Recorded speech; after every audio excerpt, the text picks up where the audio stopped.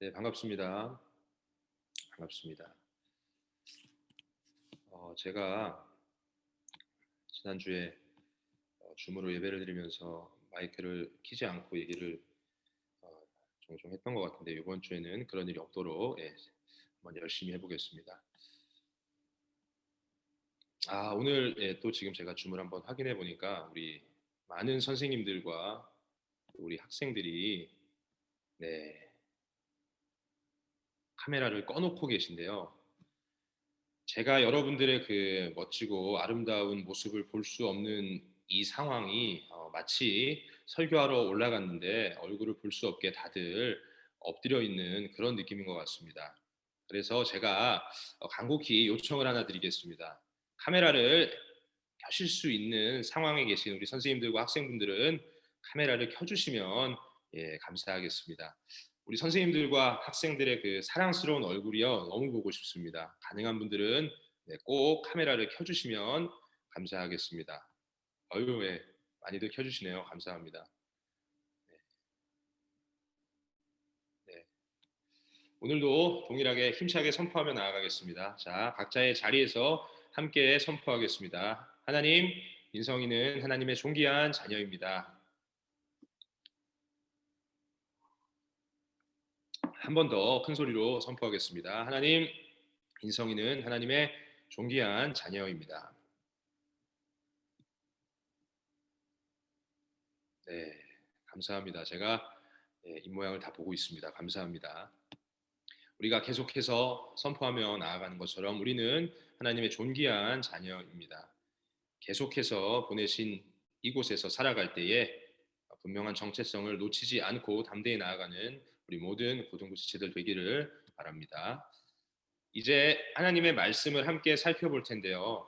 오늘 하나님께서 우리에게 주신 말씀은 요한복음 12장 1절에서 8절 말씀입니다. 요한복음 12장 1절에서 8절 말씀입니다. 성경책을 가지고 오셔서 찾아주시면 감사하겠습니다.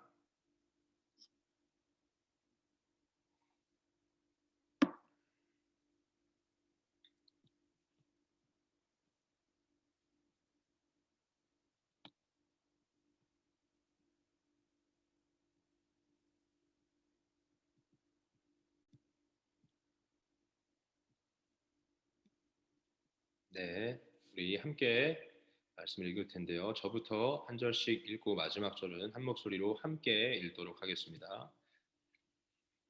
6월절 엿새 전에 예수께서 베다니에 이르시니 이곳은 예수께서 죽은 자 가운데서 살리신 나사로가 있는 곳이라.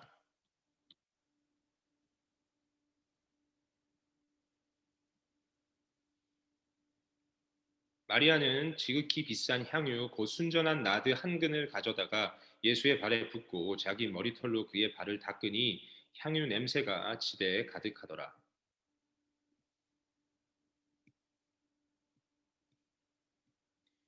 이 향유를 어찌하여 300데나리온에 팔아 가난한 자들에게 주지 아니하였느냐 하니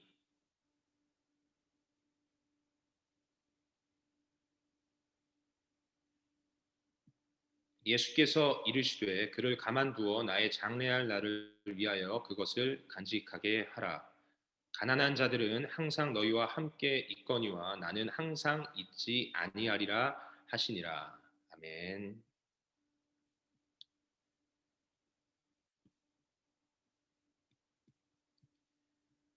네, 각반 그 선생님들을 통해서 전달받았듯이 우리 교회가 이번 주 고난 주간을 맞이해서 전교인을 대상으로 새벽 기도를 진행합니다. 여러분 고난 주간을 맞이해서라고 했는데 고난 주간이 뭔지 아시나요? 새벽 기도를 나가는 게 고난이니까 새벽 기도 가는 주간이 고난 주간 아닙니까? 라고 말하는 우리 학생들은 한 명도 없기를 바랍니다. 고난 주간은요. 예수님의 십자가 고난과 죽음을 기념하는 절기로서 예수님께서 나귀를 타고 예루살렘에 입성하실 때 군중들이 길가에서 종려나무 가지를 흔들며 주님을 환영했던 날로부터 부활하시기 직전까지의 일주일을 지키는 절기입니다. 오늘날에는 예수님의 예루살렘 입성을 기념하는 종려주일 다음 날인 월요일부터 예수님께서 부활하신 주일 직전까지 한 주간을 고난 주간으로 지키는데요. 제가 여기서 퀴즈를 하나 내보려고 합니다. 이번 주가 고난 주간을 맞이해서 전교인을 대상으로 새벽 기도를 한다고 했어요. 그러니까 이번 주가 고난 주간인 거죠. 자, 그럼 고난 주간을 끝내고 맞이하는 다음 주일은 무슨 날일까요? 예, 채팅창에 한번 써보시면 좋을 것 같습니다. 누구지? 부활절.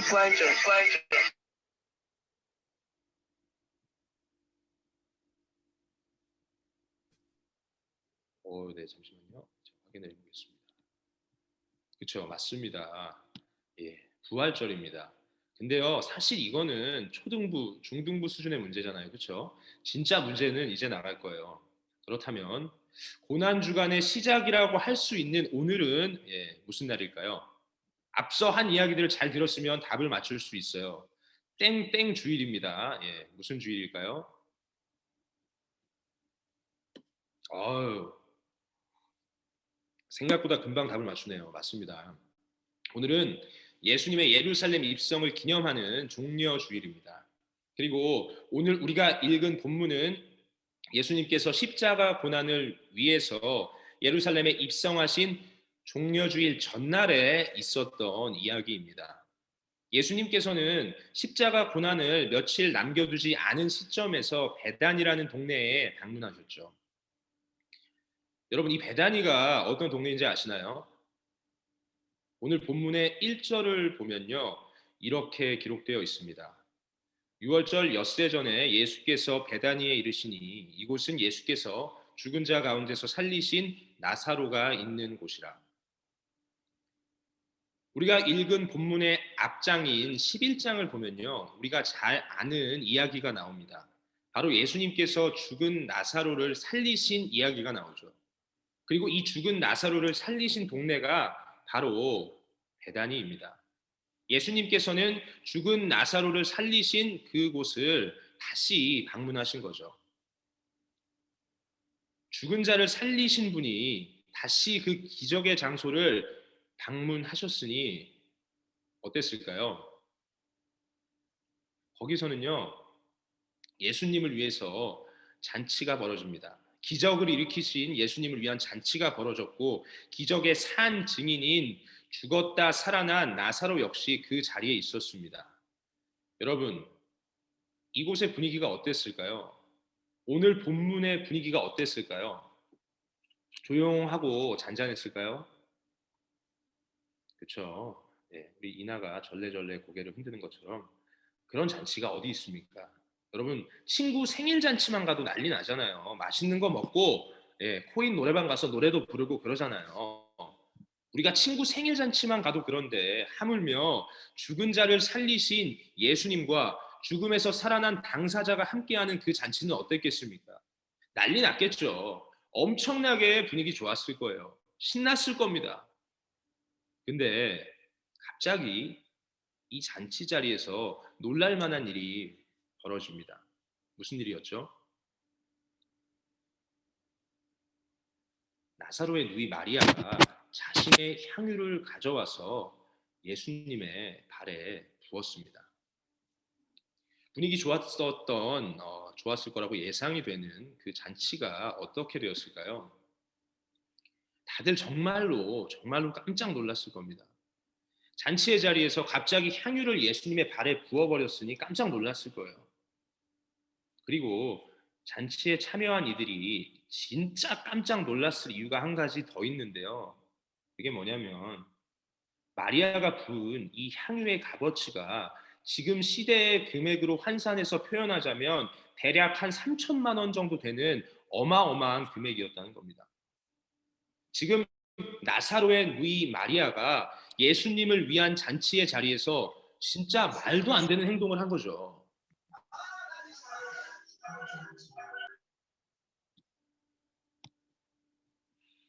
여러분, 마리아가 왜 예수님께 이런 엄청난 행동을 했을까요? 그 당시 향유라고 하면요, 지금 이 시대를 살아가는 우리에게 있어서는 금과 같은 겁니다. 재테크의 일환으로서 사용되어지기도 할 만큼 엄청난 값어치가 있는 것이었죠. 지금 마리아는 그런 귀한 것을 예수님께 부어드리고 있는 겁니다. 왜 그랬을까요? 도대체 왜 마리아가 이렇게 값진 향유를 예수님에게 부었느냐는 말입니다. 오늘 본문을 보면요, 이 상황을 목격했던 12제자 중 한 사람으로서 예수님을 팔아 넘겼던 유다가 이렇게 말을 합니다. 이 향유를 어찌하여 300데나리온에 팔아 가난한 자들에게 주지 아니하였느냐. 물론 유다는 진심으로 가난한 이들을 걱정한 것이 아니었지만 그의 말만 보면요, 굉장히 합리적으로 보입니다. 그리고 이 말 속에서 유다가 마리아의 행위를 값비싼 기름을 허비했다고 생각했음이 느껴지죠. 다른 복음서를 보면 다른 제자들도 유다와 같은 생각을 했다고 나와 있습니다. 마태복음 26장 7절에서 9절을 보면 이렇게 기록되어 있죠. 한 여자가 매우 귀한 향유 한 옥합을 가지고 나와서 식사하시는 예수의 머리에 부으니 제자들이 보고 분개하여 이르되 무슨 의도로 이것을 허비하느냐. 이것을 비싼 값에 팔아 가난한 자들에게 줄 수 있었겠도다 하거늘.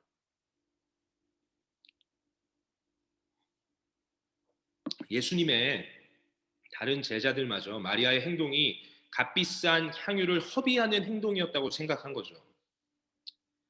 제자들마저 이렇게 생각했으니 그 당시 잔치에 있던 사람들은 어땠을까요? 아마 대다수의 사람들이 마리아가 한 행동을 보고 값비싼 향유를 허비했다고 생각했을 겁니다. 근데 나사로의 누이 마리아의 행동, 그게 정말로 별 생각 없이 값비싼 향유를 허비한 어리석은 짓이었을까요? 우발적으로 감정적으로 저지른 어리석은 행동이었을까요? 오늘 본문을 보면 예수님께서 마리아가 왜 자신의 향유를 깨뜨렸는지 말씀해 주시는데요. 그 이유가 무엇인지 제가 오늘 본문의 7절 말씀을 세번역 성경으로 읽어드리겠습니다. 예수께서 말씀하셨다. 그대로 두어라. 그는 나의 장사날에 쓰려고 간직한 것을 쓴 것이다. 마리아가 예수님께 향유를 부은 이유를 예수님께서 답해주고 계십니다. 마리아는 예수님의 장례를 위해 준비해 두었던 향유를 지금 예수님께 두었던 거죠. 지금 마리아는요, 예수님의 장례식을 내다보고 예를 표한 겁니다. 그게 마리아가 값비싼 향유를 주님께 부은 이유였죠. 그리고 여기서 우리는 한 가지 사실을 알 수 있는데요. 마리아가 예수님께서 죽으실 것을 알고 있었다는 겁니다. 우리가 아는 것처럼 이제 예수님께서는 며칠 뒤면 십자가의 고난을 받으시고 숨을 거두십니다. 우리는 어렸을 적부터 들었던 설교와 또 기록된 말씀을 통해서 이 사실을 분명하게 알고 있죠. 그리고 마리아 역시 예수님이 십자가에 못 박혀 죽으시기 이전에 예수님께서 죽으실 거란 사실을 알고 있었던 겁니다. 그래서 그 죽음을 미리 아는 자로서 감사하는 마음으로 예를 표하며 예수 그리스도께 향유를 부어드린 겁니다.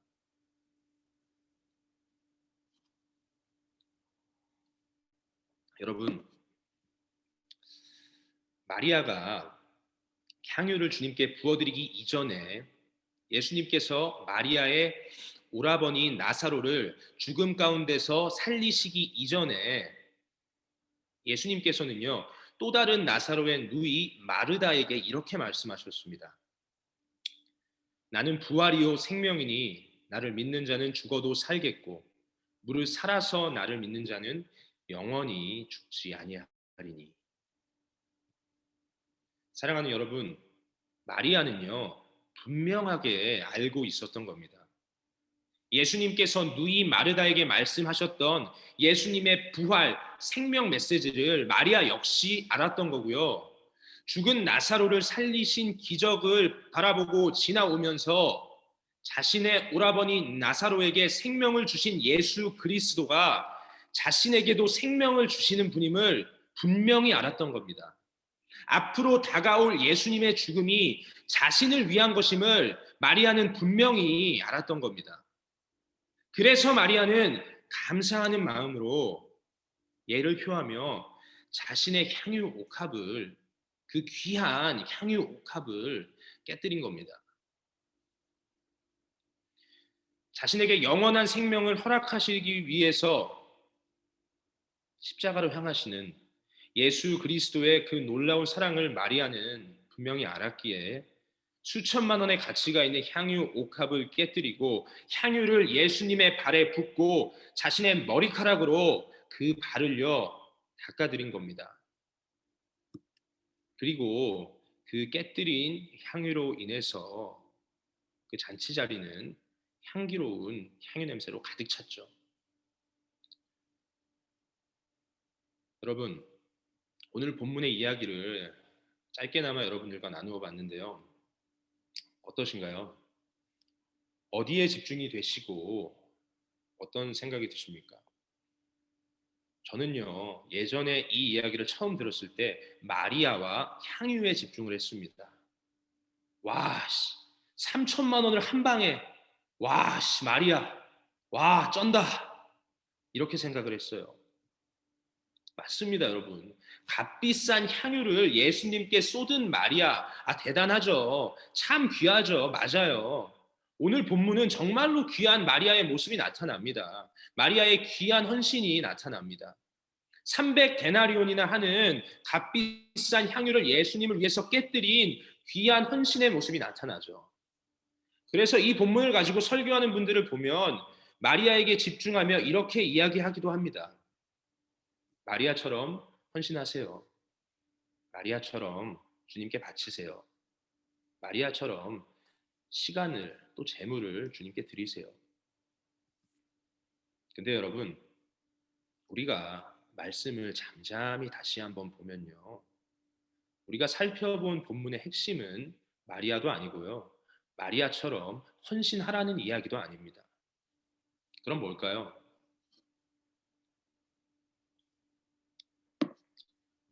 말씀의 핵심은 누가 향유 옥합을 깨뜨렸는가 하는 겁니다. 표정을 보니까 전도사님 뭐라는 거예요? 마리아가 깨뜨렸잖아요. 이렇게 생각하는 친구들이 있는 것 같아요. 맞아요, 여러분. 깨뜨린 행위 마리아에게서 나타난 거 맞습니다. 맞죠? 근데 제가 묻고 싶은 것은 진짜로 향유 옥합을 깨뜨리신 분이 누구냐는 겁니다. 또 마리아가 향유 옥합을 깨뜨리게끔 인도하신 분이 누구냐는 겁니다. 사랑하는 여러분, 말씀이 오늘 우리에게 주신 이 말씀이 가리키고 있는 것은요. 향유 옥합을 깨뜨린 마리아가 아니라 향유 옥합을 깨뜨리신 예수 그리스도입니다. 이게 무슨 말일까요? 제가 질문을 하나 하겠는데요. 성부, 성자, 성령 삼위일체이신 그분이 이 땅을 창조하시고 모든 것의 주인 되신 그분이 모든 특권과 권세와 지혜를 다 가지신 그분이 우리를 위해서 피조물이 되시고 우리를 대신해서 나를 대신해서 십자가에 달리셔서 죽으셨습니다. 십자가에 못 박히시고 채찍질로 몸이 찢기시고 물과 피를 십자가에서 흘리셨습니다. 우리 예수님이 그러셨죠. 여러분들은 이 사실을 믿으십니까?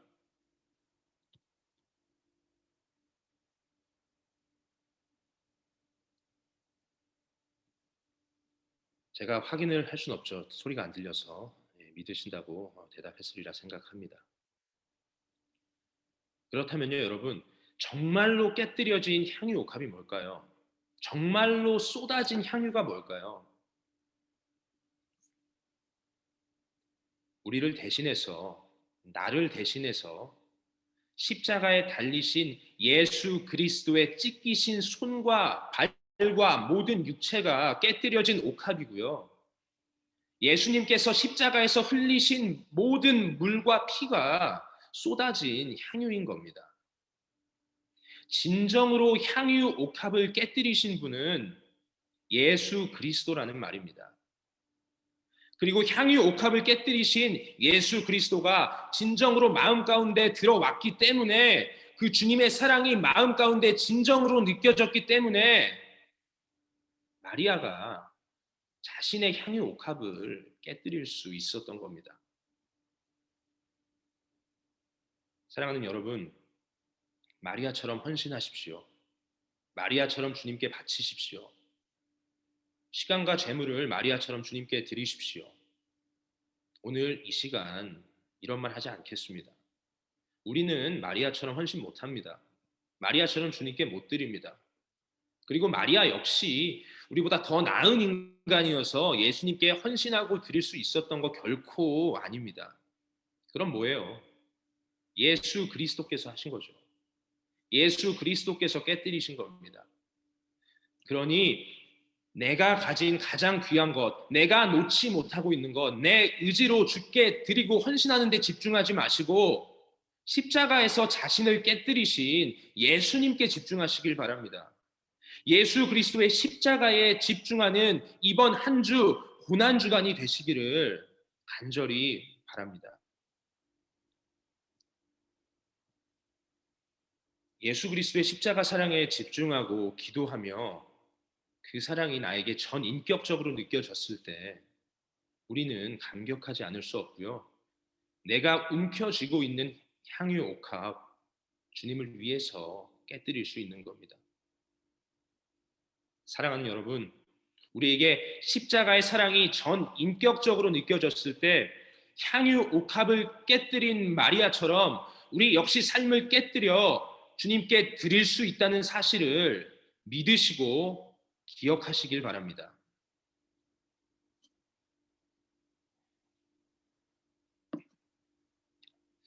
여러분, 제가 예수 그리스도의 십자가 사랑에 집중하라고 말씀드렸는데, 그렇다면 우리가 어떻게 해야 할까요? 어떻게 날 위해 십자가에서 자신을 깨뜨리신 예수님께 집중할 수 있을까요? 예수님께 집중할 수 있는 방법을 설명하기 위해서 제 고3 때 이야기를 하나 하려고 하는데요. 여러분, 제가 고등학교 3학년 때 공부를 잘했을까요? 못했을까요?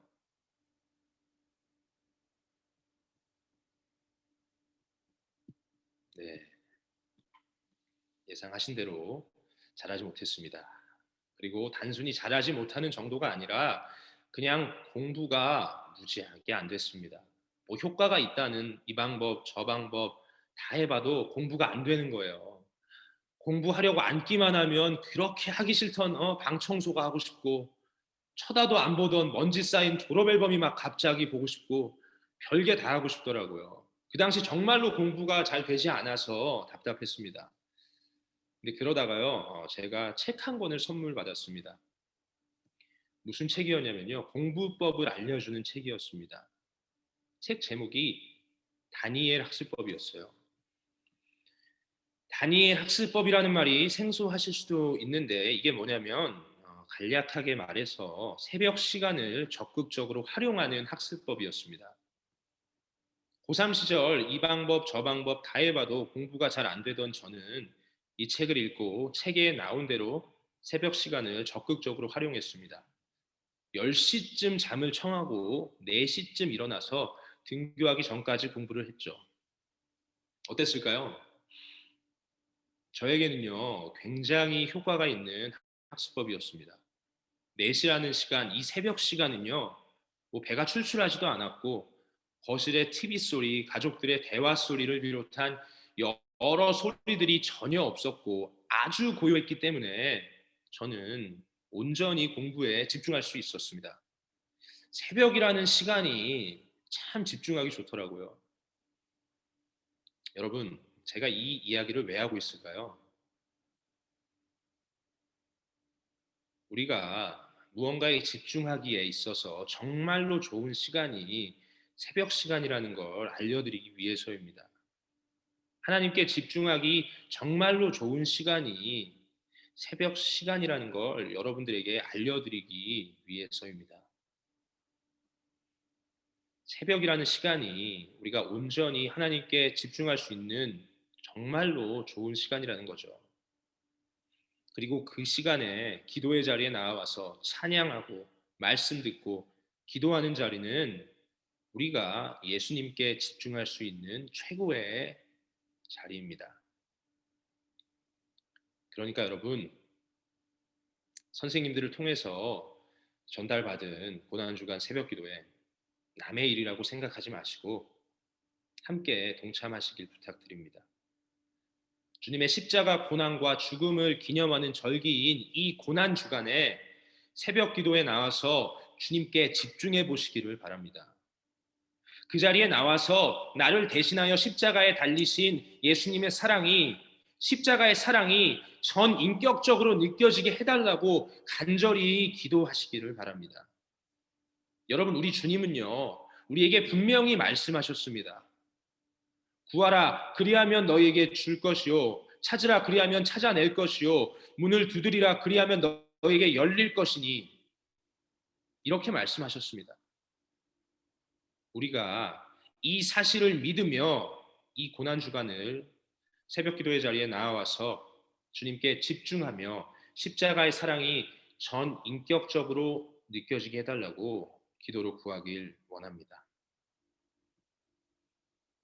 그랬을 때 십자가 사건이 2000년 전쯤 먼 나라 이스라엘에서 일어난 역사적 사건을 넘어서서 나를 위한 주님의 사랑의 사건으로 느껴지게 될 줄로 믿습니다. 살아계신 주님께서 예수 그리스도의 십자가 사랑을 전 인격적으로 느끼게 해주실 줄로 믿습니다.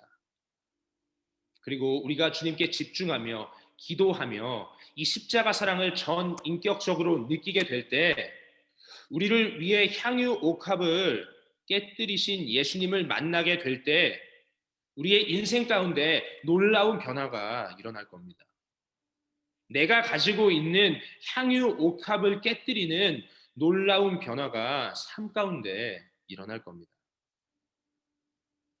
그리고 그로 인해서 여러분들의 삶, 그리스도의 향기로 충만하게 될 것입니다. 여러분, 예수님의 향기가 충만한 삶, 듣기만 해도 아름답지 않습니까? 저는요, 여러분들의 삶이 세상의 악취가 아니라 그리스도의 향기로 가득한 삶이 되기를 간절히 원합니다. 여러분들께서도 그리스도의 향기로 가득한 삶을 간절히 원하신다면 내가 가지고 있는 향유 옥합을 주님을 위해 깨뜨리는 그런 복된 삶을 간절히 원하신다면 이번 고난주간 주님께서 부르고 계시는 그 자리, 우리 주님이 여러분 만나려고 기다리고 계시는 그 자리, 예수님께 집중하는 그 은혜의 자리로, 새벽 기도의 자리로 나아오시길 바랍니다. 사랑하는 여러분, 예수님께서 기다리고 계시고요. 네, 예수님과 함께 저도 기도하면서 우리 여러분 기다리고 있겠습니다.